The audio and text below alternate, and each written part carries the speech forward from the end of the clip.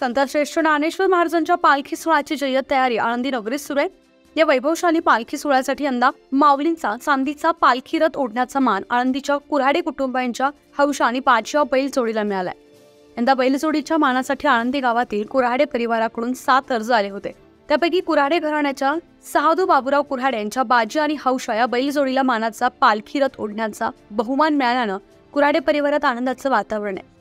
दरम्यान ही बैलजोडी माऊलींच्या पालखी रथासोबत आळंदी ते पंढरपूर आणि पंढरपूर ते आळंदी असा प्रवास करणार असून त्यासाठी नियमित बैलजोडीचा सराव सुरू आहे।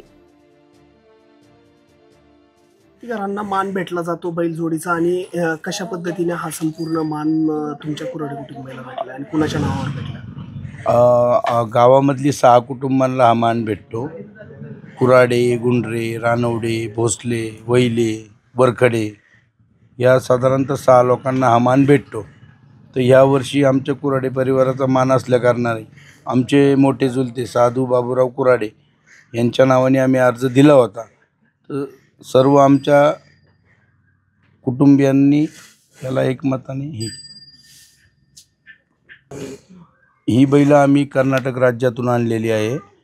कर्नाटक राज्यामध्ये यादवड म्हणून गाव आहे, ह्या गावातून आम्ही ही बैलजोड घेतल्या आणि याची निगा म्हणजे सकाळी 4 वाजता उठायचं, त्यांना रतीब ठेवायचा, त्यांना ज्वारीची हे टाकायची वैरण, त्याच्यानंतर त्यांना 9 वाजता साधारणतः बैलगाडीला झोपून शेतामध्ये न्यायचं, तिथं त्यांचा सराव करून घ्यायचा।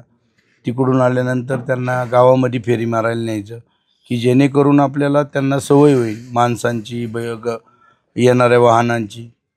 असा आम्ही सराव त्याला देतो त्या जोडीला। नाव काय? ह्या बैलाचं नाव आहे बाजी आणि ह्याचं नाव आहे हौशा।